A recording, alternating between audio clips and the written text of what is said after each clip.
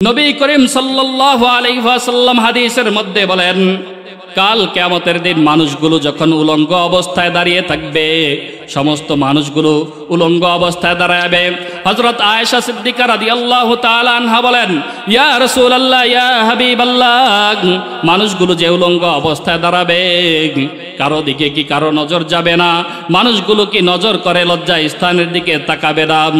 নবী করিম সাল্লাল্লাহু আলাইহি ওয়াসাল্লাম বলেন, হে আয়েশা, তুমি শোনো, মানুষগুলো এত বেশি পেরেশানিতে থাকবে, এত বেশি পেরেশানিতে থাকবে যে কারো লজ্জা স্থান তো তাকারও তো দূরের কথা, মানুষের সামনেও যদি কিছু হয় বলতে পারবে না, ডাইনে কিছু হইলেও বলতে পারবে না, বামে কিছু হইলেও বলতে পারবে না, পিছনে কিছু হইলেও মানুষগুলো বলতে পারবে না। মানুষগুলো চিন্তায় বেমুর হয়ে যাবে যে আজকে আমার তো জাহান্নাম হয়ে যাবে, আমি এত পরিমাণ গুনাহ করেছি, আমি এখন কার কাছে যাব, কি করব? কাল হাসরের ময়দানে একমাত্র নিজের আমলই হবে, নিজের সম্বল, নিজের আমল ব্যতীত আর কোনো কিছুই থাকবে না। আল্লাহ রাব্বুল আলামিন কুরআনুল কারীমের মধ্যে আল্লাহ তাআলা বলেন, মান কানা ইউরিদুল আজিলাতা, কোন ব্যক্তি যদি দুনিয়া কামাতে চায়, দুনিয়াতে সফলতা অর্জন করতে চায়, যার হাম ওয়া গাম সবকিছুই দুনিয়া, এই ব্যক্তি দুনিয়া ছাড়া কিছুই বোঝে না। আল্লাহ রাব্বুল আলামিন সাথে সাথেই বলে দিয়েছেন, আজ্জালনা লাহু ফিহা, আমি তাকে দুনিয়া দিয়ে দিব। দুনিয়া যে দিয়ে দিব, আল্লাহ রাব্বুল আলামিন বলেন, দুনিয়া দেওয়ার ব্যাপারে আমার কিছু নিয়ম রয়েছে, আমার কিছু পদ্ধতি রয়েছে, আমার কিছু উসুল রয়েছে। আল্লাহ রাব্বুল আলামিন বলেন, এক নাম্বার উসুল হলো মানাশা। দুনিয়া কাকে দিব? আল্লাহ রাব্বুল আলামিন বলেন, এক নাম্বার উসুল হলো মানাশা। আল্লাহ তাআলা বলেন, দুনিয়া কাকে দিব? আল্লাহ তাআলা বলেন, আমি যাকে চাইবো তাকে দুনিয়া দিব। আল্লাহ তাআলা কি বলেন? আমি যাকে চাইবো তাকে দুনিয়া দিব। দুই নাম্বার উসুল হলো লিমান নুরিদ, কতটুকু দিব? বান্দা বলে, আল্লাহ, দুনিয়ার মধ্যে যত টাকা পয়সা ধন সম্পদ রয়েছে, সমস্ত ধন সম্পদের মালিক আমাকে বানিয়ে দাও, সমস্ত সম্পত্তির মালিক আমাকে বানিয়ে দাও। আল্লাহ রাব্বুল আলামিন বলেন, বান্দা, তোমার চাহিদা মতো তোমাকে দুনিয়া দেওয়া হবে না। আল্লাহ রাব্বুল আলামিন বলেন, আমি যতটুকু ইচ্ছা ততটুকু দুনিয়া দেওয়া হবে। এক হাদিসে কুদসির মধ্যে আল্লাহ রাব্বুল আলামিন বলেন, কোন ব্যক্তি যদি দুনিয়ার পিছনে যদি পাগল কুকুরের মতো হয়, যদি দুনিয়ার পিছনে দৌড়ায়, আল্লাহ রাব্বুল আলামিন বলেন, পরিশেষে আমি তাকে দুনিয়া এতটুকু দিব যতটুকু তাকদীরের মধ্যে লেখা রয়েছে। দেখেন আল্লাহ তাআলা দুনিয়া, যে ব্যক্তি দুনিয়া কামাতে চায়, এই আয়াতের মধ্যে আল্লাহ তাআলা বলে দিয়েছেন, আজ্জালনা লাহু ফিহা, আমি তাকে দুনিয়া দিয়ে দেই। কিন্তু এখানে আল্লাহ রাব্বুল আলামিন কোনো শর্তের কথা আল্লাহ তাআলা বলেন নাই, এই আয়াতের মধ্যে আল্লাহ তাআলা কোনো শর্ত দেন নাই। অথচ পরবর্তী আয়াতেই আল্লাহ তাআলা আখিরাতের বেলায় বলতেছেন, ওয়ামান আরাদাল আখিরাতা ওয়া সাআ লাহা ওয়া সা'য়াহা ওয়া হুয়া মুমিন فأولئك كان سعيهم مشكورا। আল্লাহ রাব্বুল আলামিন আখিরাতের বেলায় আল্লাহ রাব্বুল আলামিন বলেন, কোন ব্যক্তি যদি আখিরাত কামাতে চায়, আখিরাতে সফলতা অর্জন করতে চায়, যার হাম ওয়া গাম সবকিছুই আখিরাত, এই ব্যক্তি আখিরাত ছাড়া কোনো কিছুই বোঝে না। আল্লাহ রাব্বুল আলামিন সাথে সাথেই বলে দিয়েন, ওয়াসাআ লাহা ওয়া সা'য়াহা, তুমি আখিরাত কামাতে চাইলেই হবে না, আখিরাতে তুমি সফলতা অর্জন করতে চাইলেই হবে না। ওয়াসাআ লাহা ওয়া সা'য়াহা, সাথে সাথে শর্ত লাগিয়ে দিলেন, তুমি আখিরাত যদি কামাতে চাও, তোমাকে ওয়াসাআ লাহা ওয়া সা'য়াহা, তোমাকে চেষ্টা করার মতো চেষ্টা করতে হবে। দেখেন, দুনিয়ার বেলায় আল্লাহ তাআলা কোনো চেষ্টাকে শর্ত রাখেন নাই, অথচ পরবর্তী আয়াতেই আল্লাহ তাআলা বলেন, যদি আখিরাত কামাতে চাও, আখিরাতে যদি সফলতা অর্জন করতে চাও, তুমি আখিরাত কামাতে চাইলেই হবে না, তুমি আখিরাতের জন্য তোমাকে সাআলাহা ওয়া সায়াহা, তোমাকে চেষ্টা করার মতো চেষ্টা করতে হবে।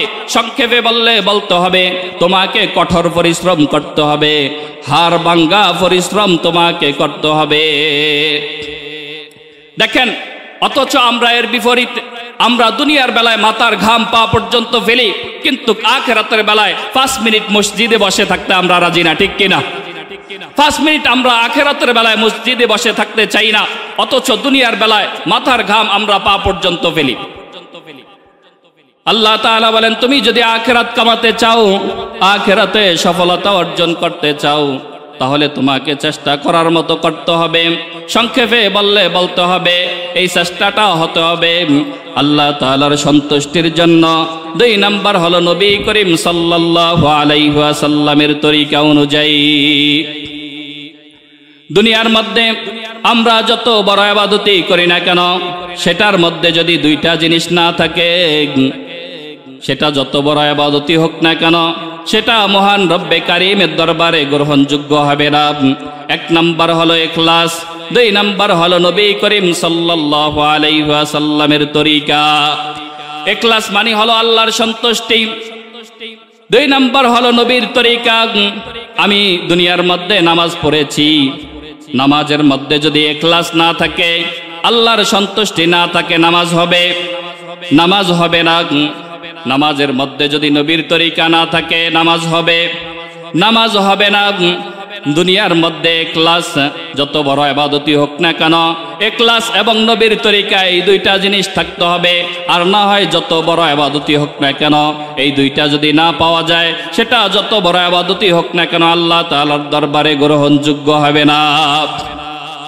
এর দলিল হলো আল্লাহ রাব্বুল আলামিন বলেন, কুল ইন কুনতুম তুহিব্বুনাল্লাহা ফাত্তাবিউনি ইউহিব্বুকুমুল্লাহ ওয়া ইয়াগফির লাকুম যুনুবাকুম ওয়াল্লাহু গফুরুর রহিম।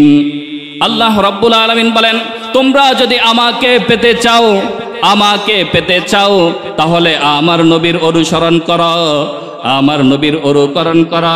নবী করিম সাল্লাল্লাহু আলাইহি ওয়াসাল্লাম নামাজের ব্যাপারে সাহাবীদেরকে বলতেছেন, হে সাহাবারা, সাল্লু কামা রাআইতুমুনি উসাল্লি, আমি যেইভাবে নামাজ পড়ি, হে সাহাবারা তোমরা আমার থেকে নামাজ পড়া শিখো, আমি যেইভাবে নামাজ পড়ি তোমরা অনুরূপভাবে তোমরা নামাজ পড়ো। হজের ব্যাপারে নবী করিম সাল্লাল্লাহু আলাইহি ওয়াসাল্লাম বলেন, খুযু আন্নী মানাসিকাকুম, এই হজের আহকামগুলো তোমরা আমার কাছ থেকে শিখো, আমি যেইভাবে হজ করি এইভাবে তোমরা হজ করো। দেখেন, দুনিয়ার মধ্যে যত বড় ইবাদতই হোক না কেন, সেটার মধ্যে ইখলাস আর নবীর সন্তুষ্টি না থাকলে, সেটা যত বড় ইবাদতই হোক আল্লাহ তাআলার কাছে গ্রহণযোগ্য হবে না। পক্ষান্তরে যদি আমরা ছোট থেকে ছোট আমল, যেগুলোকে আমরা ইবাদত মনে করি না, সেটার মধ্যেও যদি নবী করিম সাল্লাল্লাহু আলাইহি ওয়াসাল্লামের তরিকা থাকে, তাহলে সেটার মধ্যে সওয়াব আছে না নাই? আর জোরে বলেন, আছে না নাই? আছে। দেখেন, আমরা ঘুমাই, এটাকে আমরা সওয়াবের কাজ মনে করি না, কিন্তু এই ঘুমটাও যদি নবী করিম সাল্লাল্লাহু আলাইহি ওয়াসাল্লামের তরিকায় হয়, তাহলে এটার মধ্যে সওয়াব আছে না নাই? আমরা বাথরুমে যাই, এটাকে আমরা সওয়াবের কাজ মনে করি না, কিন্তু এটাও যদি নবী করিম সাল্লাল্লাহু আলাইহি ওয়াসাল্লামের তরিকায় হয়, তাহলে এটার মধ্যে সওয়াব আছে না নাই? দেখেন, নবী করিম সাল্লাল্লাহু আলাইহি ওয়াসাল্লামকে সাহাবায়ে কেরাম জিজ্ঞাসা করলেন, ইয়া রাসূলুল্লাহ, ইয়া হাবিবাল্লাহ, স্বামী স্ত্রীর মিলনের মধ্যে কোনো সওয়াব আছে নাকি? নবী করিম সাল্লাল্লাহু আলাইহি ওয়াসাল্লাম সাহাবায়ে কেরামদেরকে উল্টা প্রশ্ন করলেন, হে সাহাবারা, জিনা করলে কি গুনাহ আছে নাকি? নবী করিম সাল্লাল্লাহু আলাইহি ওয়াসাল্লামকে সাহাবায়ে কেরাম আরজ করলেন, ইয়া রাসূলুল্লাহ, ইয়া হাবিবাল্লাহ, জিনা করলে তো অবশ্যই গুনাহ হয়। নবী করিম সাল্লাল্লাহু আলাইহি ওয়াসাল্লাম বলেন, তাহলে এটা হালাল কাজ কেন, এটার মধ্যে সওয়াব হবে না? দেখেন, দুনিয়ার মধ্যে যেই সমস্ত ইবাদতগুলো রয়েছে, সেগুলোর মধ্যে যদি ইখলাস থাকে, তাহলে সেটা হবে ইবাদত। আখিরাতের কাজ, ইবাদতে মাহবা যেগুলো রয়েছে সেগুলোর মধ্যে যদি ইখলাস না থাকে তাহলে সেটা হবে ছোট শিরিক, সেটা হবে শিরিক। নবী করিম সাল্লাল্লাহু আলাইহি ওয়াসাল্লাম সাহাবায়ে কেরামদেরকে বলতেছেন, হে সাহাবারা, ইন্না খাফা মা আখাফু আলাইকুম আশ-শিরকুল আসগর। ক্বালু আমা আশ-শিরকুল আসগর ইয়া রাসূলুল্লাহ? ক্বালা আর-রিয়া। নবী করিম সাল্লাল্লাহু আলাইহি ওয়াসাল্লাম সাহাবায়ে কেরামদেরকে বলতেছেন, হে সাহাবারা, আমি তোমাদেরকে সবচাইতে যেই বিষয়টা নিয়ে বেশি ভয় পাই সেটা হলো ছোট শিরিক। সাহাবারা আরজ করলেন, ইয়া রাসূলুল্লাহ, ইয়া হাবিবাল্লাহ, আপনি আমাদেরকে অন্যান্য বিষয় নিয়ে এত বেশি ভয় পান না যত বেশি ভয় পান ছোট শিরিক নিয়ে। ইয়া রাসূলুল্লাহ, ক্বালু আমা আশ-শিরকুল আসগর ইয়া রাসূলুল্লাহ? হে রাসূলুল্লাহ, এই ছোট শিরিক কি জিনিস? নবী করিম সাল্লাল্লাহু আলাইহি ওয়াসাল্লাম বলেন, আর-রিয়া, লোক দেখানো ইবাদত। আমি নামাজ পড়ি, মানুষ আমাকে নামাজি বলবে। আমি হজ করি, মানুষ আমাকে হাজী সাহেব বলবে। আমি দান করি, মানুষ আমাকে দানশীল বলবে। এই জন্য আমরা এগুলো করি। ইয়ালামুনা ওয়া হুম লা ইয়াশউরুন। এই কাজগুলো আমরা সচরাচর করি, কিন্তু তারপরও আমরা বুঝতেছি না যে আমরা শিরিক করতেছি। এক হাদিসে কুদসির মধ্যে আল্লাহ রাব্বুল আলামিন বলেন, কাযাব ওয়ালাকিন্নাকা ফাআলতা যালিকা ওয়ালাকিন্নাকা তাআল্লামতাল ইলমা লিয়ুকালাল আলিম ফাকরাতাল কুরআনা লিয়ুকালা হুয়া কারি ফাকাদ কিল فأمر به فصحب على وجهه حتى ألقي في النار। হাদিসে কুদসির মধ্যে আল্লাহ রাব্বুল আলামিন বলেন, কাল কিয়ামতের দিন আল্লাহ রাব্বুল আলামিন কারি সাহেবকে ডাক দিবেন, হে কারি, তুমি দুনিয়ার মধ্যে কেরাত শিখেছো এবং শিক্ষা দিয়েছো কি জন্য? কারি বলবে, হে আল্লাহ, দুনিয়ার মধ্যে আমি কেরাত শিখেছি এবং শিক্ষা দিয়েছি তোমার সন্তুষ্টির জন্য। আল্লাহ রাব্বুল আলামিন বলবে, কাযাব, তুমি মিথ্যা বলেছ, তুমি দুনিয়ার মধ্যে কারি হয়েছ, মানুষ তোমাকে কারি বলবে, এই জন্য তুমি দুনিয়ার মধ্যে কারি হয়েছ। আল্লাহ রাব্বুল আলামিন কাল কিয়ামতের দিন আলেমকে ডাক দিবেন, হে আলেম, তুমি দুনিয়ার মধ্যে ইলমে দ্বীন শিখেছ এবং শিক্ষা দিয়েছ কি জন্য? আলেম বলবে, হে আল্লাহ, আমি দুনিয়ার মধ্যে ইলমে দ্বীন শিখেছি এবং শিক্ষা দিয়েছি তোমার সন্তুষ্টির জন্য। আল্লাহ রাব্বুল আলামিন বলবে, কাযাব, তুমি মিথ্যা বলেছ, তুমি দুনিয়ার মধ্যে ইলমে দ্বীন শিখেছ এবং শিক্ষা দিয়েছ, তোমাকে মানুষ বড় আলেম বলবে। আল্লাহ রাব্বুল আলামিন হাজী সাহেবকে ডাক দিবেন, হে হাজী সাহেব, তুমি দুনিয়ার মধ্যে হজ করেছ কি জন্য? হাজী সাহেব বলবে, হে আল্লাহ, দুনিয়ার মধ্যে আমি হজ করেছি তোমার সন্তুষ্টির জন্য। আল্লাহ রাব্বুল আলামিন বলবে, কাযাব, তুমি মিথ্যা বলেছ, তুমি দুনিয়ার মধ্যে হজ করেছো, মানুষ তোমাকে হাজী সাহেব বলবে। আল্লাহ রাব্বুল আলামিন কাল কিয়ামতের দিন দানশীলকে ডাক দিবেন, হে দানশীল, তুমি দুনিয়ার মধ্যে দান করেছো কি জন্য? দানশীল বলবে, হে আল্লাহ, আমি দুনিয়ার মধ্যে দান করেছি, কোটি কোটি টাকা দান করেছি, আল্লাহ তোমার সন্তুষ্টির জন্য দান করেছি। আল্লাহ রাব্বুল আলামিন বলবে, কাযাব, তুমি মিথ্যা বলেছ, তুমি দুনিয়ার মধ্যে দান করেছ, মানুষ তোমাকে দানশীল বলবে, এই জন্য তুমি দুনিয়ার মধ্যে দান করেছ। আল্লাহ রাব্বুল আলামিন বলেন, ফাউমিরা বিহি, এদের ব্যাপারে আদেশ করা হবে, ফাসহিবা আলা ওয়াজহিহি, এমনকি ফাসহিবা আলা ওয়াজহিহি, এদেরকে উফুর করে জাহান্নামের দিকে টেনে নেওয়া হবে, হাত্তা উলকিয়া ফিন্নার, এমনকি এদের সকলকেই জাহান্নামের মধ্যে নিক্ষেপ করা হবে। নাউজুবিল্লাহ বলবেন না? মুরব্বীরা একটু সামনের দিকে আগে আসেন না, আপনারা একটু সামনের দিকে একটু আগে আসেন। আল্লাহ রাব্বুল আলামিন নবী করিম সাল্লাল্লাহু আলাইহি ওয়াসাল্লামকে আল্লাহ রাব্বুল আলামিন বলেন, লাইন আশরাকতা বাতান্না আমালুক ওয়া লা তাকুনান্না মিনাল খাসিরিন। হে নবী, আপনিও যদি আমার সাথে শিরিক করেন আপনারও সমস্ত আমল বাতিল হয়ে যাবে। ওয়ালা তাকুনান্না মিনাল খাসিরিন, আপনিও জাহান্নামীদের অন্তর্ভুক্ত হয়ে যাবেন। দেখেন, এই শিরিক হলো ঈমানের মধ্যে সুরালিক। ছোট শিরিক দ্বারা, ছোট শিরিক আর বড় শিরিকের মধ্যে পার্থক্য হলো যে আমলের মধ্যে ছোট শিরিক করা হয় ওই আমলটি বাতিল হয়ে যায়, ওই আমলটি বাতিল হয়ে যায়। বড় শিরিক দ্বারা মানুষের জীবনের শুরু লগ্ন থেকে এই পর্যন্ত যত আমল করছে সব আমল একসাথে বাতিল হয়ে যায়। ছোট শিরিক দ্বারা মানুষ অমুসলমান হয় না, কিন্তু বড় শিরিক দ্বারা মানুষ ইসলাম থেকে খারেজ হয়ে যায়, আবার নতুন করে কালিমা পড়ে মুসলমান হওয়া লাগে। দেখেন, এই ছোট শিরিক হলো ঈমানের মধ্যে সোরালিক। আমি আজকে নামাজ পড়তেছি, রোজা রাখতেছি, হজ করতেছি, যাকাত দিতেছি, সবকিছুই ঠিকঠাক মতো করতেছি। কাল কিয়ামতের দিন যখন আমল নামা আমার হাতে দেওয়া হবে, দেখব যে আমার আমল নামার মধ্যে কোনো আমল নাই, কোনো আমল নাই, খালি আমার আমল নামা খালি হয়ে রয়েছে।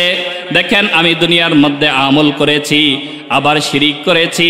আমি আমল করছি ঠিক আছে, কিন্তু শিরিক করার কারণে, ঈমানের মধ্যে সুরালিক থাকার কারণে ওই শিরিক দিয়া সমস্ত আমল চলে গিয়েছে। এক হাদিসে কুদসির মধ্যে আল্লাহ রাব্বুল আলামিন বলেন, ইয়া বনি আদম ইন্নাকা লাউ আতাইতানি বিকুরাবিল আরদি খাতায়া সুম্মা লাকিতানি লা তুশরিকু বিহি শাইআ লা আতাইতুকা বিকুরাবিহা মাগফিরাতান। আল্লাহ রাব্বুল আলামিন হাদিসে কুদসির মধ্যে আল্লাহ রাব্বুল আলামিন বলেন, ইয়া বনি আদম, হে বনি আদম, তুমি যদি আমার কাছে পাহাড় পরিমাণ গুনাহ নিয়ে আমার কাছে উপস্থিত হও, আর এই অসংখ্য গুনার মধ্যে যদি তোমার ছোট শিরিক করার গুনাহ না থাকে, আল্লাহ রাব্বুল আলামিন বলেন, লাউ আতাইতানি বিকুরাবিল আরদি খাতায়া, আমি তোমার সামনে তার থেকে কোটি কোটি গুণ বেশি ক্ষমা নিয়ে আমি তোমার সামনে উপস্থিত হয়ে যাব। কিন্তু শর্ত হলো এই অসংখ্য গুনার মধ্যে তোমার শিরিক করার গুনাহ থাকতে পারবে না। কি থাকতে পারবে না? শিরিক করার গুনাহ থাকতে পারবে না এই অসংখ্য গুনার মধ্যে। দেখেন, আজকে আমরা এখানে যুব তাফসীর কমিটির উদ্যোগে মাহফিলে আমরা আজকে বসতে পেরেছি। আজকে দেখেন, এই যে আপনাদের এখানে একটা মাদ্রাসা আছে, আছে না নাই? আপনারা কথা বলেন না, আমার সাথে রাগ করছেন? আপনারা কথা বলেন না কেন? মরা মরা দিয়া রয়েছেন আপনারা, কেমন যেন মনে হয় ওয়াজ কি ভালো লাগে না? তাহলে কথা বলতে হবে তো, এমন মরা মরা দিয়া থাকলে কি হবে? আওয়াজ দিতে হবে না? আমার কথা বুঝতে পারেন তো আপনারা? বুঝতে পারেন সবাই? তাহলে দেখেন, এই যে এখানে একটা মাদ্রাসা আছে, নুরানি মুক্তব মাদ্রাসা, হেফজখানা, এখানে কুরআনুল কারীমের তেলাওয়াত হয়। দেখেন, ওলামায়ে কেরাম এবং মাদ্রাসার সাথে যদি আমরা সম্পর্ক রাখি তাহলে লাভ আছে না নাই? আরো জোরে বলেন, লাভ আছে না নাই? দেখেন, ওলামায়ে কেরাম এবং মাদ্রাসার সাথে যদি আমরা সম্পর্ক রাখি তাহলে আমাদের এক নাম্বার লাভ হলো, এক নাম্বার ফায়দা হলো আমরা ঈমান নিয়ে মৃত্যুবরণ করতে পারবো। দেখেন, ওলামায়ে কেরাম এবং মাদ্রাসার সাথে যদি আমরা সম্পর্ক রাখি তাহলে কি নিয়ে মৃত্যুবরণ করতে পারবো? আরো জোরে বলেন, কি নিয়ে মৃত্যুবরণ করতে পারবো? এই তোমরা কথা বলো না, কি নিয়ে মৃত্যুবরণ করতে পারবো? ঈমান নিয়ে মৃত্যুবরণ করতে পারবো। কি নিয়ে? ঈমান নিয়ে মৃত্যুবরণ করতে চান কারা কারা? দেখে হাত তুলে দেখেন। নারে তাকবীর, নারে তাকবীর।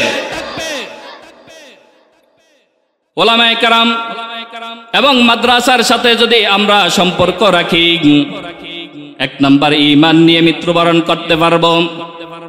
দেখেন, ফেরাউন এবং আসিয়া যখন নবী মুসা আলাইহিস সালামকে তাদের সামনে আনা হলো, নবী মুসা আলাইহিস সালামকে দেখে আসিয়া বলতেছে, এই বাচ্চাটাকে দেখে আমার খুব ভালো লাগে, এই বাচ্চাকে দেখে আমার খুব মোহাব্বত লাগে।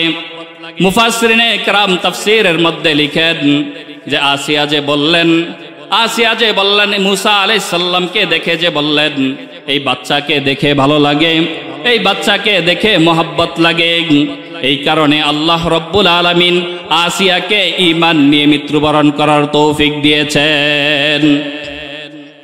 অপরদিকে ফেরাউন যে নবী মুসা আলাইহিস সালামকে দেখে বলতেছে, এই বাচ্চাকে দেখে তো আমার তো ভালো লাগে না, আমার তো মোহাব্বত লাগে না। এই কথা বলার কারণে আল্লাহ রব্বুল আলামিন ফেরাউনকে ঈমান নিয়ে মৃত্যুবরণ করার তৌফিক দেন নাই।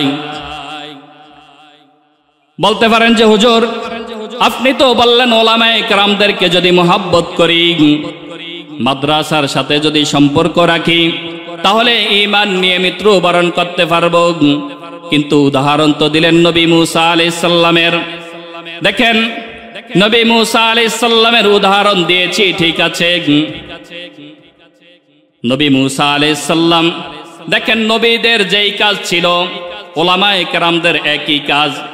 ওলামায়ে কেরাম নবী দুনিয়ার মধ্যে ইসলামের দাওয়াত দেয়, নবীদেরও একই কাজ ছিল, তারা ইসলামের দাওয়াত দিত।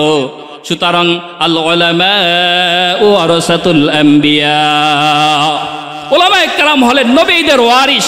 সুতরাং নবীদের যেই কাজ ছিল, ওলামায়ে কেরামের সেম একই কাজ। এই ওলামায়ে কেরাম তৈরির কারখানা কোথায়? মাদ্রাসায়। ওলামায়ে কেরাম তৈরির কারখানা কোথায়? মাদ্রাসায়। সুতরাং ওলামায়ে কেরাম এবং মাদ্রাসার সাথে যদি আপনারা সম্পর্ক রাখেন, এক নাম্বার ঈমান নিয়ে মৃত্যুবরণ করতে পারবেন। আরেকটা উদাহরণ দিলে বুঝতে পারবেন। এক ব্যক্তি দুনিয়া থেকে মৃত্যুবরণ করেছে, করার পর ওই ব্যক্তির স্ত্রীর গর্ভের মধ্যে একজন সন্তান রেখে তিনি মারা যায়। মারা যাওয়ার পর কিছুদিন পর, 2-3 মাস পর ওই বাচ্চা দুনিয়ার মধ্যে আগমন হয়। কিন্তু এই বাচ্চার লালন পালনের দায়িত্ব ছিল তার বাবার। কার ছিল? বাচ্চা লালন পালনের দায়িত্ব ছিল তার বাবার। কিন্তু বাবা যেহেতু বেঁচে নাই, বাবা বেঁচে না থাকার কারণে তাকে লালন পালন করছে তার চাচা। চাচা লালন পালন করলেন, লালন পালন করলে বড় করলেন, শিক্ষিত বানাইলেন। এই বাচ্চাটার যদি, এই ছেলেটার যদি দুনিয়ার মধ্যে বাবা বেঁচে থাকতো, বাবা বেঁচে থাকলে যেমনি ভাবে বাবার সাথে বেয়াদবিমূলক কোনো আচরণ করতে পারতো না, ঠিক অনুরূপ ভাবে বাবা বেঁচে নাই, চাচা তাকে লালন পালন করেছে। সুতরাং চাচার সাথেও বেয়াদবিমূলক আচরণ করা যাবে না। বাবা বেঁচে থাকলে যেমনি ভাবে বাবার সাথে খারাপ আচরণ করা যাইতো না, বাবার সাথে বেয়াদবিমূলক আচরণ করা যাইতো না, ঠিক তেমনি ভাবে চাচা বেঁচে আছে, চাচার সাথেও বেয়াদবিমূলক আচরণ করা যাবে। আজকে যদি আমাদের নবী বেঁচে থাকতো, তাহলে আমরা নামাজ শিখতাম কার কাছে? নবীর কাছে নামাজ শিখতাম, রোজা শিখতাম নবীর কাছে, হজ শিখতাম নবীর কাছে। কিন্তু আজকে নবী বেঁচে নাই, নবী বেঁচে না থাকার কারণে আমরা নামাজ শিখি কার কাছে? ওলামায়ে কেরামের কাছে আমরা নামাজ শিখি, রোজা শিখি, হজ শিখি। সুতরাং আমাদের নবীদের যেই কাজ ছিল, ওলামায়ে কেরামেরও একই কাজ। সুতরাং এই বেলায় ওলামায়ে কেরাম এবং নবীদের হুকুম এক। তাহলে দেখেন, 1 নাম্বার মাদ্রাসা শিক্ষা দ্বারা ঈমান নিয়ে মৃত্যুবরণ করতে পারবেন। 2 নাম্বার মাদ্রাসা শিক্ষা দ্বারা কবরের আযাব মাফ হয়। কি হয়? জোরে বলতে পারেন না ছাত্র ভাইরা? তোমরা জোরে বলতে পারো না? 2 নাম্বার মাদ্রাসা শিক্ষা দ্বারা কবরের আযাব মাফ হয়। কি হয়? মাদ্রাসা শিক্ষা দ্বারা 2 নাম্বার কবরের আযাব মাফ হয়। একদিন নবী মুসা আলাইহিস সালাম রাস্তা দিয়া যাইতেছেন, যাইতে যাইতে রাস্তার পাশে একটা কবরস্থান পড়ল। যখন কবরের কাছে নবী মুসা আলাইহিস সালাম গেলেন, যাওয়ার পর নবী মুসা আলাইহিস সালাম দেখতেছে যে এই কবরের মধ্যে ভীষণ আযাব হচ্ছে। নবী মুসা আলাইহিস সালাম বুঝতে পারলেন যে কবরের মধ্যে ভীষণ আযাব হচ্ছে, লোকটা মনে হয় খুব বিপদের মধ্যে রয়েছে। নবী মুসা আলাইহিস সালাম ওই রাস্তা দিয়া চলে গেলেন। চলে যাওয়ার পর নবী মুসা আলাইহিস সালাম যখন আবার ওই কবরের স্থানের কাছে আসলেন, কবরের কাছে আসলেন, আসার পর নবী মুসা আলাইহিস সালাম দেখতেছে ওই কবরের কাছে যখন আসলেন, আসার পর দেখতেছে কবরের মধ্যে কোনো আযাব হয় না। নবী মুসা আলাইহিস সালাম কবরবাসীকে জিজ্ঞাসা করলেন, হে কবরবাসী, কিছুক্ষণ পূর্বেই আমি এখান দিয়ে গেলাম, যাওয়ার সময় দেখলাম তোমার কবরের মধ্যে খুব আযাব হচ্ছে, মনে হয় তুমি খুব বিপদের মধ্যে ছিলা, কিন্তু এখন আসলাম দেখি তোমার কবরের মধ্যে আযাব নাই, এর কারণ কি হে কবরবাসী, আমি কি জানতে পারি? কবরবাসী নবী মুসা আলাইহিস সালামকে বলতেছে, হে নবী মুসা, আমি যখন মৃত্যুবরণ করলাম, মৃত্যুবরণ করার পর আমি যখন মৃত্যুবরণ করলাম, মৃত্যুবরণ করার পর আমার স্ত্রীর গর্ভের মধ্যে একজন সন্তান রেখে আসলাম, সন্তান রেখে আসার পর আমার মৃত্যুর পর ওই সন্তান দুনিয়ার মধ্যে জন্মগ্রহণ হয়। যখন ওই সন্তান দুনিয়ার মধ্যে জন্মগ্রহণ হয়, আজকে ওই সন্তান হাঁটি হাঁটি পা পা করে আজকে আমার সন্তানটি বড় হয়েছে। বড় হওয়ার পর আমার স্ত্রী আমার ওই বাচ্চাটাকে নিয়ে মাদ্রাসায় ভর্তি করলেন। মাদ্রাসায় যখন ভর্তি করলেন, আমার স্ত্রী যখন আমার বাচ্চাকে নিয়ে মাদ্রাসায় ভর্তি করলেন, মাদ্রাসায় ভর্তি করার পর মাদ্রাসার শিক্ষক তাকে মাদ্রাসার শিক্ষার প্রথম শিক্ষা দিলেন। শিক্ষা দেওয়ার সাথে সাথে আল্লাহ রাব্বুল আলামিন আমাকে যেই সমস্ত ফেরেশতারা আযাব দিত, ওই সমস্ত ফেরেশতাদেরকে আল্লাহ রাব্বুল আলামিন ডাক দিয়া বলে, হে ফেরেশতারা, এই ব্যক্তির কবরের আযাবকে মাফ করে দাও। ফেরেশতারা আরজ করলেন, হে আল্লাহ, এই ব্যক্তি তো ভীষণ অপরাধী, এই ব্যক্তির আযাব আমরা কেন মাফ করব? হে আল্লাহ, আমরা কি জানতে পারি? আল্লাহ রাব্বুল আলামিন ফেরেশতাদেরকে বলতেছে, হে ফেরেশতারা শোনো, এই ব্যক্তি যখন মৃত্যুবরণ করেছে, এই ব্যক্তি স্ত্রীর গর্ভের মধ্যে একজন সন্তান রেখে আসছে, আসার পর আজকে ওই বাচ্চা বড় হয়েছে, বড় হওয়ার পর তার স্ত্রী মাদ্রাসায় ভর্তি করলেন। ভর্তি করার পর মাদ্রাসার শিক্ষক তাকে মাদ্রাসা শিক্ষার প্রথম শিক্ষা দিলেন। প্রথম শিক্ষা দিলেন মাদ্রাসা শিক্ষার প্রথম শিক্ষা হলো বিসমিল্লাহির রহমানির রহিম। মাদ্রাসা শিক্ষার প্রথম শিক্ষা কি? বিসমিল্লাহির রহমানির রহিম। যখন মাদ্রাসার শিক্ষক যখন শিক্ষা দিলেন, আল্লাহ রাব্বুল আলামিন বলতেছে, হে ফেরেশতারা, তোমরা ভালো করে শোনো, এই ব্যক্তির ছেলে দুনিয়ার মধ্যে পড়েছে। বিসমিল্লাহির রহমানির রহিম, আমি রহমান, আমি রহিম, আমি দয়ালু। আজকে যদি এই ব্যক্তির কবর আযাবকে যদি মাফ না করি, তাহলে আমি রহমান হই কিভাবে, আমি রহিম হই কিভাবে, আমি দয়ালু হই কিভাবে? সুতরাং এই ব্যক্তির কবর আযাবকে মাফ করে দাও। দেখেন, মাদ্রাসা শিক্ষা দ্বারা এক নাম্বার, মাদ্রাসা শিক্ষা দ্বারা এক নাম্বার কি করতে পারবো? ভুলে গেছেন আপনারা? মাদ্রাসা শিক্ষা দ্বারা এক নাম্বার ঈমান নিয়ে মৃত্যুবরণ করতে পারবো। 2 নাম্বার, মাদ্রাসা শিক্ষা দ্বারা কবর আযাব মাফ হয়। 3 নাম্বার শুনবেন আপনারা? কারা কারা শুনবেন? হাত তুলে দেখায়, নারে তাকবীর। 3 নাম্বার, মাদ্রাসা শিক্ষা দ্বারা জান্নাতের মধ্যে যাওয়া যায়। কি করা যায়? কারা কারা জান্নাতে যাইবেন? নারে তাকবীর। আল্লাহ তাআলা আমাদের সকলকে জান্নাতের জন্য কবুল করুক। সকলে বলি আমিন, আর জোরে বলি আমিন। 3 নাম্বার, মাদ্রাসা শিক্ষা দ্বারা জান্নাতের মধ্যে যাওয়া যায়। মাদ্রাসা শিক্ষা দ্বারা জান্নাতের মধ্যে যাওয়া যায়। নবী করিম সাল্লাল্লাহু আলাইহি ওয়াসাল্লাম বলেন, কাল হাশরের ময়দানে আল্লাহ রাব্বুল আলামিন ওলামায়ে কেরামদেরকে ডাক দিবেন।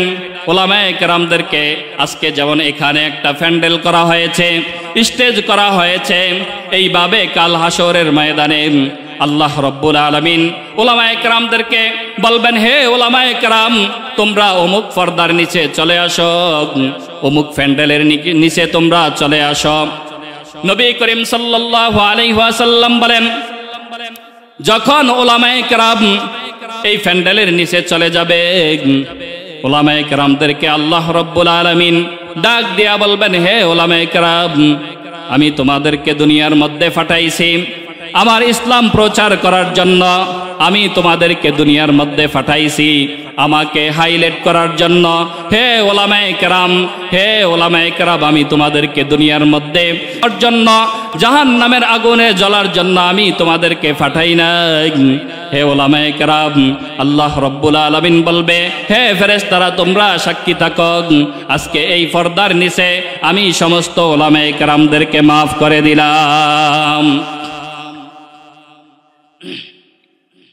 নবী করিম সাল্লাল্লাহু আলাইহি ওয়াসাল্লাম বলেন, যখন আল্লাহ রাব্বুল আলামিন উলামায়ে কেরামদেরকে ডাক দিয়া ক্ষমা করে দিবেন, নবী বলবেন উলামায়ে কেরাম, নবী বলেন উলামায়ে কেরাম সকলে লাইন ধরে জান্নাতের দিকে যাওয়া শুরু করলো।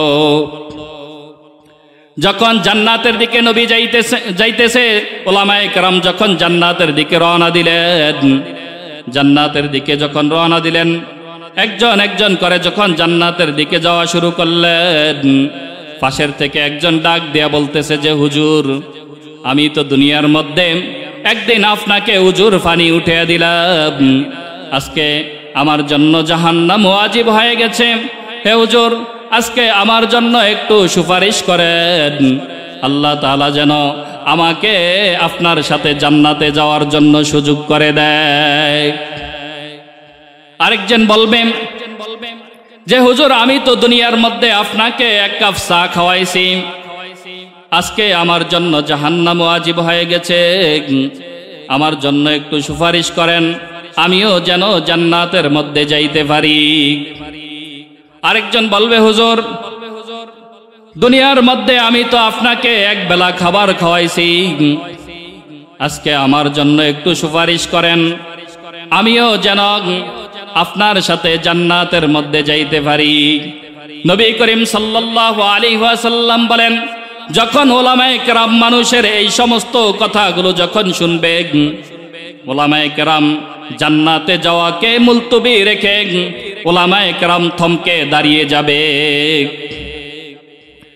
নবী করিম সাল্লাল্লাহু আলাইহি ওয়াসাল্লাম বলেন, যখন উলামায়ে কেরাম জান্নাতে যাওয়াকে বন্ধ রেখে উলামায়ে কেরাম যখন থমকে দাঁড়িয়ে যাবে, আল্লাহ রাব্বুল আলামিন উলামায়ে কেরামদেরকে ডাক দিয়া বলবেন, হে উলামায়ে কেরাম, তোমাদেরকে তো বললাম জান্নাতের দিকে যাওয়ার জন্য, তোমরা কেন জান্নাতের দিকে যাইতেছ না? উলামায়ে কেরাম বলবে, হে আল্লাহ, এই ব্যক্তি দুনিয়ার মধ্যে আমাকে হুজুর পানি উঠিয়ে দিছে, এই ব্যক্তি ঠিকই বলেছে, এই ব্যক্তি দুনিয়ার মধ্যে আমাকে চা খাওয়াইছে, এই ব্যক্তি ঠিকই বলেছে, এই ব্যক্তি দুনিয়ার মধ্যে আমাকে একবেলা খাবার খাওয়াইছে, এই ব্যক্তিও ঠিকই বলছে। হে আল্লাহ, তুমি আমাদেরকে দুনিয়ার মধ্যে পাঠাইছো ইসলাম প্রচার করার জন্য, তোমাকে হাইলাইট করার জন্য, তোমার নবীকে হাইলাইট করার জন্য। হে আল্লাহ, আমরা দুনিয়ার মধ্যে ইসলাম প্রচার করেছি ঠিকই, কিন্তু এরা আমাদেরকে সহযোগিতা করেছে, এরা আমাদেরকে সাহায্য করেছে। হে আল্লাহ, আজকে এদেরকে ব্যতীত আমরা কেউ জান্নাতের মধ্যে যাব না। নবী করিম সাল্লাল্লাহু আলাইহি ওয়াসাল্লাম বলেন, তখন আল্লাহ রাব্বুল আলামিন উলামায়ে কেরামদেরকে বলবেন, হে উলামায়ে কেরাম, যাও তোমরা এদেরকে নিয়ে জান্নাতের মধ্যে চলে যাও। দেখেন তখন উলামায়ে কেরাম দুনিয়ার মধ্যে যেইভাবে আপনাদেরকে জাহান্নামের আগুন থেকে বাঁচানোর জন্য দুনিয়ার মধ্যে চেষ্টা করতেছে, ওই সময়ও উলামায়ে কেরাম আপনাদেরকে জাহান্নামের আগুন থেকে বাঁচানোর জন্য চেষ্টা করবে। ওই সময় উলামায়ে কেরাম আপনাদেরকে কিভাবে দেখেন, দুনিয়ার মধ্যে উলামায়ে কেরাম আপনাদের সন্তানদেরকে, আপনাদেরকে এবং সকলকেই কিভাবে জাহান্নামের আগুন থেকে বাঁচানো যায় সেই চেষ্টা উলামায়ে কেরাম করতেছে। এমনকি আখিরাতের সময়ও, আখিরাতের মধ্যেও কাল হাসরের ময়দানে যখন আপনাদেরকে সকলে ভুলে যাবে, তখন উলামায়ে কেরাম আপনাদেরকে ভুলবে না, তখন আপনাদেরকে নিয়ে তারা জান্নাতের মধ্যে চলে যাবে। এই জন্য আমরা জান্নাতে যাইতে চাই কি চাই না? কারা কারা চাই হাত তুলে দেখায়, নারে তাকবীর। জান্নাতে যাইতে হলে কি করতে হবে? ওলামায়ে কেরামদের সাথে সম্পর্ক রাখতে হবে কি হবে না? মাদ্রাসার সাথে সম্পর্ক রাখতে হবে কি হবে না? মাদ্রাসার সাথে সম্পর্ক রাখবেন তো ইনশাআল্লাহ? কারা কারা রাখবেন? নারে তাকবীর। দেখেন আজকে আমি যদিও আলেম হতে পারি নাই, আমার সন্তান, আমার ছেলে সন্তান, আমার নাতিপতি যারা রয়েছে তাদেরকে মাদ্রাসায় ভর্তি করবো তো ইনশাআল্লাহ? সকলে বলি ইনশাআল্লাহ। দেখেন আজকে এখানে দ্বীনি প্রতিষ্ঠান, বাড়ির কাছে দ্বীনি প্রতিষ্ঠান, সেখানে ইসলামের শিক্ষা দেওয়া হচ্ছে। সেখানে আমাদের ছেলে সন্তানদেরকে আপনি জেনারেল শিক্ষায় শিক্ষিত করেন, কোনো সমস্যা নাই। আপনি স্কুলে পড়ান, কলেজে পড়ান, ভার্সিটিতে পড়ান, কোনো সমস্যা নাই। ডাক্তার বানান, ইঞ্জিনিয়ার বানান, কোনো সমস্যা নাই। কিন্তু ইসলামের যে প্রাথমিক শিক্ষা রয়েছে সেই শিক্ষা দিতে হবে কি হবে না? ইসলামের প্রাথমিক শিক্ষা হলো কালিমা কালাম শিক্ষা দেওয়া, নামাজ রোজা শিক্ষা দেওয়া, উজু গোসল শিক্ষা দেওয়া। এগুলো দরকার আছে না নাই? হজ যাকাত শিক্ষা দেওয়া দরকার আছে না নাই? কমপক্ষে আপনার সন্তানকে ইসলামিক শিক্ষায় শিক্ষিত করে এরপরে আপনি ডাক্তার বানান, ইঞ্জিনিয়ার বানান, যেটা বানান, আপনার কোনো সমস্যা নাই। এই জন্য ইসলামের প্রাথমিক শিক্ষা অর্জন করা সকল মুসলমানের উপর ফরজ। ইসলামের প্রাথমিক শিক্ষা অর্জন করাইব তো আমাদের ছেলে সন্তান নাতিপতিদেরকে। কথা বলেন না কেন? করাইব তো ইনশাআল্লাহ। আল্লাহ তাআলা আমাদের সকলকে কবুল করুক। সকলে বলি আমিন, আরো জোরে বলি আমিন। দেখেন আল্লাহ রাব্বুল আলামিন বলেন, কুল্লু নাফসিন যায়িকাতুল মাউত।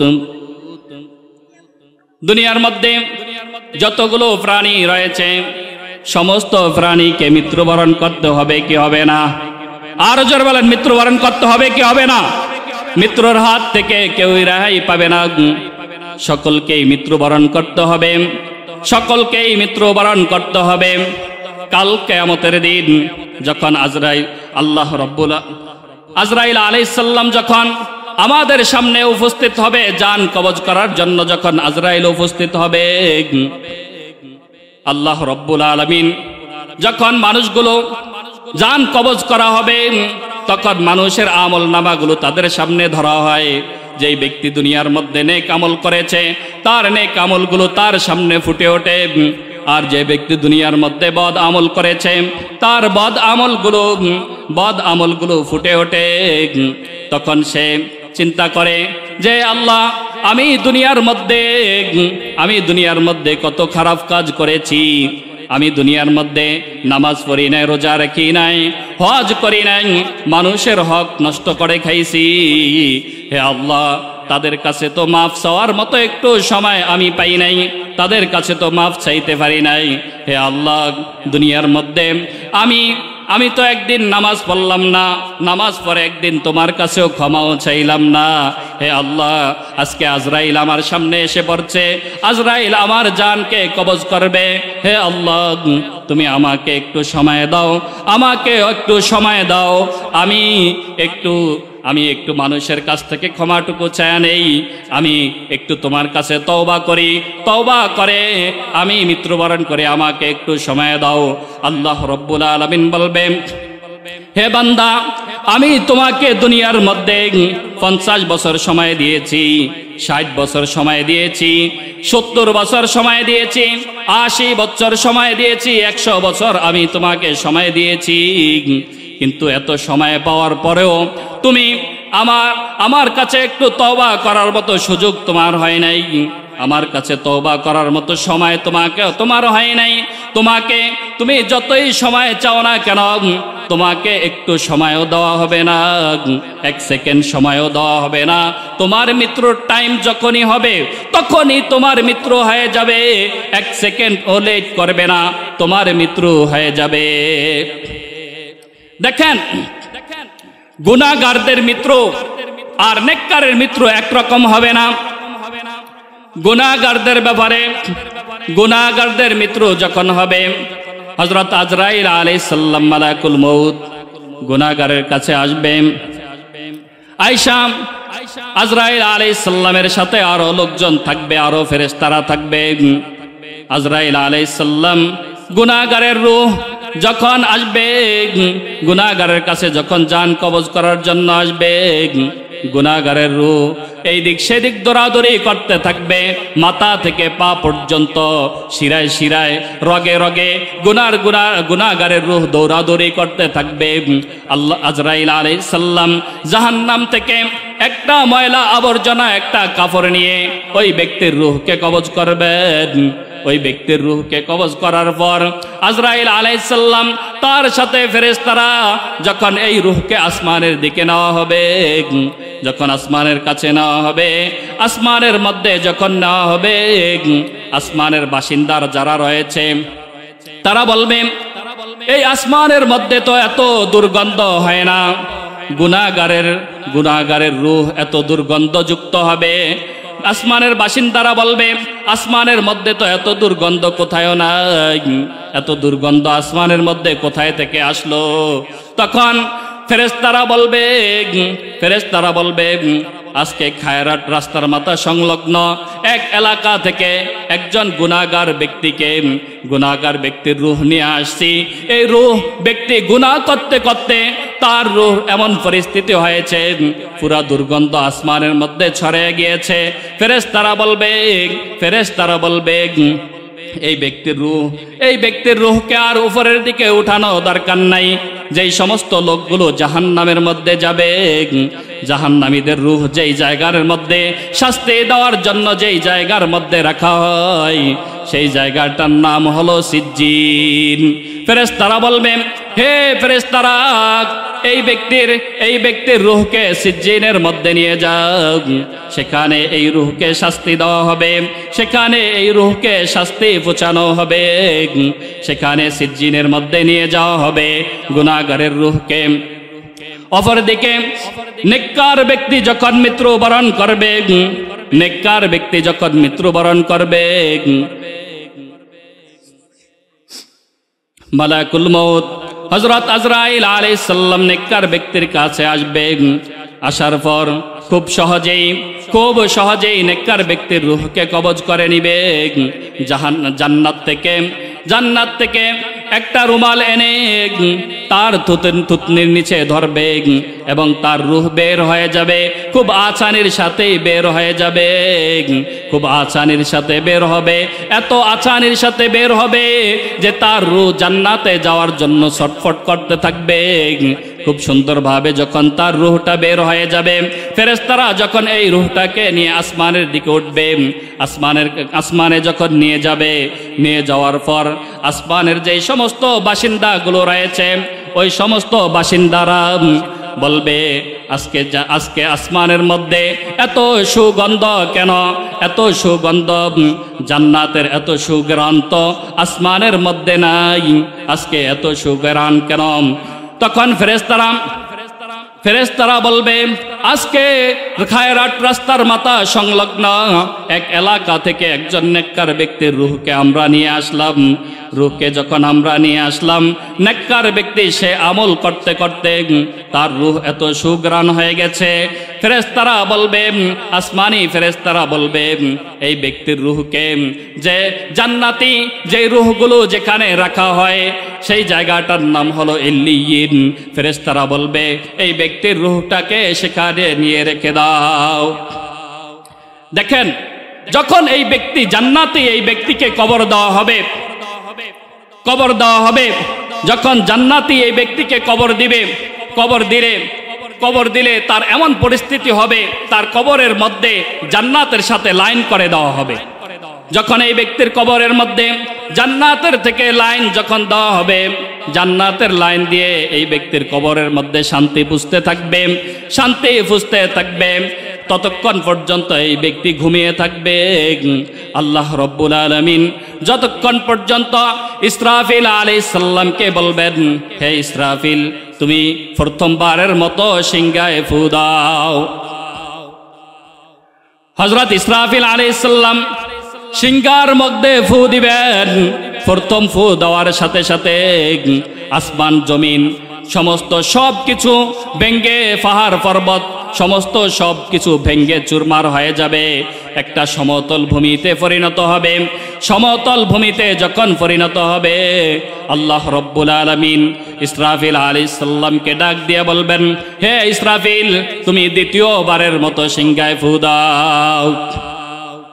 হযরত ইসরাফিল আলাইহিস সালাম যখন দ্বিতীয়বারের মতো ইসরাফিল আলাইহিস সালাম সিংহার মধ্যে ফু দিবেন, মুফাসসিরিনে কেরাম তাফসীরের মধ্যে লেখেন, আমরা যখন একটা জমিতে চাষ করি, চাষ করার জন্য জমির মাটিকে অনেক সমতল নিমিষ করে যখন আমরা ধান বীজ রোপণ করি, যখন ধানগুলো আমরা দেখি খুব সুন্দরভাবে গজায়া গজায়া উপরের দিকে উঠতেছে, খুব সুন্দরভাবে এই ধানগুলো গজায়া গজায়া উপরের দিকে উঠতেছে, এই ধানগুলো গজায়া গজায়া উঠতেছে।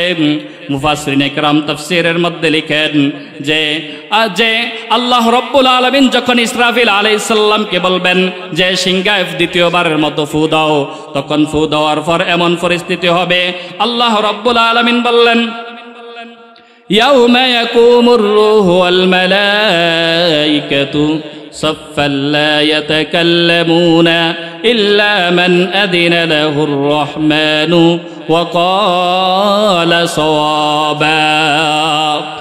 আল্লাহ রব্বুল আলামিন যে বলেন যে এই ধানগুলো যেমনি ভাবে সুন্দরভাবে গুছালোভাবে সারিবদ্ধভাবে ধানগুলো যেমন জমিনের মধ্যে উঠে যায়, তেমনি ভাবে হাসরের ময়দানে যতগুলো মৃত ব্যক্তি থাকবে সমস্ত মানুষগুলো সারিবদ্ধভাবে লাইন দিয়ে, মানুষগুলো জিন জাতিগুলো এমনকি ফেরেশতারাও সিরিয়াল দিয়ে সারিবদ্ধভাবে দাঁড়িয়ে যাবে। যখন ফেরেশতারা সিরিয়াল দিয়ে সারিবদ্ধভাবে দাঁড়িয়ে যাবে কাল হাসরের ময়দানে, আজকে সূর্য তো কত উপরে, গরমের সিজনে যখন দুপুরের মধ্যে যখন গরম হয়, গরম যখন আসে, তখন গরমের কারণে আমাদের শরীর থেকে ঘাম টপকে টপকে পড়তে থাকে। কাল হাসরের ময়দানে সূর্যটাকে আপনাদের এক হাত মাথার উপরে দেওয়া হবে। আজকে যে সূর্য আলো দিতেছে, এর মুখগুলো সবগুলো মুখ দিয়ে আলো দেয় না, একটা মুখ দিয়ে আলো দেয়। তাই দুনিয়া থেকে আসমানের দূরত্ব কত হাজার মাইল, সেখান থেকে এত বেশি গরম লাগে যখন সমস্ত মুখগুলো খুলে দেওয়া হবে কাল হাসরের ময়দানে এবং জমিনটাকে তামার করে দেওয়া হবে। মুফাসসিরিনে কেরাম তাফসীরের মধ্যে লিখেন কাল হাসরের ময়দানে যখন মানুষগুলো দাঁড়িয়ে থাকবে, সূর্য মাথার উপরে থাকবে, থাকার কারণে এত বেশি গরম লাগবে। যার যত বেশি গুনাহ হবে তার তত বেশি তাপ হবে, যার যত বেশি গুনাহ হবে তার কাছে তত বেশি গরম লাগবে। মুফাসসিরিনে কেরাম তাফসীরের মধ্যে লিখেন কারো শরীর থেকে ঘাম বাইতে বাইতে হাঁটু পরিমাণ পানি হয়ে যাবে, কারো রান পরিমাণ পানি হয়ে যাবে, কারো বুক পরিমাণ পানি হয়ে যাবে, কারো গলা পরিমাণ পানি হয়ে যাবে, কারো মাথার উপরে পানি হয়ে যাবে, কারোর জন্য সাগর হয়ে যাবে, কারো জন্য নদী হয়ে যাবে। তখন মানুষগুলো নিরুপায় হয়ে চিন্তা করবে যে আমাদের এখন কি করার দরকার, আমরা এখন কার কাছে যাব, আমরা এখন কোথায় যাব, আমরা এখন কি করব, মানুষগুলো চিন্তা করতে থাকবে, পেরেশানি করতে থাকবে, আমরা এখন কি করব, কার কাছে যাব, কার কাছে গেলে আমরা এখন ক্ষমা করব। এক হাদিসের মধ্যে নবী করিম সাল্লাল্লাহু আলাইহি ওয়াসাল্লাম হাদিসের মধ্যে বলেন কাল কিয়ামতের দিন মানুষগুলো যখন উলঙ্গ অবস্থায় দাঁড়িয়ে থাকবে, সমস্ত মানুষগুলো উলঙ্গ অবস্থায় দাঁড়াবে। হযরত আয়েশা সিদ্দিকা রাদিয়াল্লাহু তাআলা আনহা বলেন, ইয়া রাসূলুল্লাহ, ইয়া হাবিবাল্লাহ, মানুষগুলো যে উলঙ্গ অবস্থায় দাঁড়াবে কারো দিকে কি কারো নজর যাবে না? মানুষগুলো কি নজর করে লজ্জা স্থানের দিকে তাকাবে না? নবী করিম সাল্লাল্লাহু আলাইহি ওয়াসাল্লাম বলেন, হে আয়েশা তুমি শোনো, মানুষগুলো এত বেশি পেরেশানিতে থাকবে যে কারো লজ্জা স্থান তো কারো দিকে কারো তাকানো তো দূরের কথা, মানুষের সামনেও যদি কিছু হয় বলতে পারবে না, ডাইনে কিছু হইলেও বলতে পারবে না, বামে কিছু হইলেও বলতে পারবে না, পিছনে কিছু হইলেও মানুষগুলো বলতে পারবে না। মানুষগুলো চিন্তায় বেমুর হয়ে যাবে যে আজকে আমার তো জাহান্নাম জাহান্নাম হয়ে যাবে। আমি এত পরিমাণ গুনাহ করেছি, আমি এখন কার কাছে যাব, কি করব? মানুষগুলো চিন্তা করতে থাকবে। মানুষগুলো যখন চিন্তা করবে তখন চিন্তা করবে যে আমি দুনিয়ার মধ্যে ছিলাম, আমাকে দুনিয়ার মধ্যে কে বেশি মহব্বত করত, আমাকে দুনিয়ার মধ্যে কে বেশি ভালোবাসতো। তখন মানুষগুলো যখন চিন্তা করবে আমাকে দুনিয়ার মধ্যে কে বেশি ভালোবাসতো, তখন ওই ব্যক্তি চিন্তায় আসবে যে দুনিয়ার মধ্যে আমার মা আমাকে বেশি ভালোবাসতো, দুনিয়ার মধ্যে আমাকে কেউ ভালোবাসতো না। এত বেশি ভালোবাসতো আমার মা, এত বেশি আমাকে ভালোবাসতো, নিজে না খেয়ে আমাকে খাওয়াইতো। আমি যখন ছোট অবস্থায় ছিলাম, ডান পাশের বিছনায় যখন আমি পেশাব করে দিতাম, আমার মা আমাকে বাম পাশে শোয়াইতো, মা ভিজা জায়গায় শুইতো। আমি যখন বাম পাশে পেশাব করে দিতাম, আমার মা আমাকে ডান পাশে শোয়াইতো, মা ভিজা জায়গায় শুইতো। দুনিয়ার মধ্যে মা এত বেশি ভালোবাসতো। আজকে দেখি আমি আমার মার কাছে যাই, দেখি মা আমাকে কিছু নেক দেয় নাকি আমি মার কাছে যাই। আল্লাহ রব্বুল আলামিন বলেন, কাল কিয়ামতের দিন আল্লাহ রব্বুল আলামিন বলেন, ইয়াউমা ইয়াফিরুল মারউ মিন আখিহি ওয়া উম্মিহি ওয়া আবিহি ওয়া সাহিবাতিহি ওয়া বানিহি। আল্লাহ রব্বুল আলামিন বলেন, এই ব্যক্তি যখন মার কাছে যাবে, অনেক খুঁজে এই ব্যক্তি মাকে বের করবে। মাকে বের করার পর মাকে বলবে, হে মা, তুমি দুনিয়ার মধ্যে আমাকে এত বেশি মহব্বত করেছ, দুনিয়ার মধ্যে আমাকে এত বেশি ভালোবেসেছ, আমার জন্য তুমি দুনিয়ার মধ্যে এত বেশি কষ্ট করেছ, 10 মাস 10 দিন আমাকে গর্ভের মধ্যে রেখেছ, আমাকে দুনিয়ার মধ্যে তোমার মতো মহব্বত আমাকে দুনিয়ার মধ্যে কেউ করে নাই। আজকে মা, আমি একটা নেকের জন্য আমি জান্নাতের মধ্যে যাইতে পারতেছি না, 2টা নেকের জন্য জান্নাতে যাইতে পারতেছি না, 3টা নেকের জন্য জান্নাতে যাইতে পারতেছি না, 4টা নেকের জন্য জান্নাতে যাইতে পারতেছি না। আজকে মা, তুমি আমাকে একটা নেকি দাও, তুমি যদি একটা নেকি দাও, এই নেকির বিনিময়ে আমি জান্নাতের মধ্যে যাইতে পারবো। তার মা তাকে উত্তর দিবে, তুমি কাকে মা বলতেছ? আমি তো দুনিয়ার মধ্যে কোনো সময় আমার বিবাহই হয় নাই, তুমি আজকে আমাকে মা বলতেছ কেন? মা সেই সময় সন্তানকে পরিচয় দিবে না, সন্তানকে বলবে, আমার তো দুনিয়ার মধ্যে কোনো বিবাহই হয় নাই, সুতরাং তুমি আমাকে মা বলতেছ, আমার তো দুনিয়ার মধ্যে বিবাহই হয় নাই। ওই সন্তান মার কাছে যখন নৈরাশ হয়ে যাবে, মার কাছে সন্তান নৈরাশ হয়, এই সন্তান চিন্তা করবে, এবার আমার কি উপায় হবে, এবার আমি কার কাছে যাব? আমার মা তো আমাকে পরিচয় দিল না, আমার মা তো বলেছে যে আমার দুনিয়ার মধ্যে বিবাহই হয় না, তাহলে আমার সন্তান আসলো কিভাবে? এবার আমি কার কাছে যাব? এই সন্তান চিন্তা করবে, দেখি দুনিয়ার মধ্যে আমার তো একজন বাবা ছিল, আমি বাবার কাছে যাই, বাবা দুনিয়ার মধ্যে আমাকে কত কষ্ট করে লালন পালন করেছে, মাথার ঘাম পা পর্যন্ত ফেলেছে, বাবা দুনিয়ার মধ্যে মাথার ঘাম পা পর্যন্ত ফেলেছে। যখন ঈদের সিজন আসতো, ঈদের সিজনে বাবা সিরা পাঞ্জাবি পরে ঈদ করত।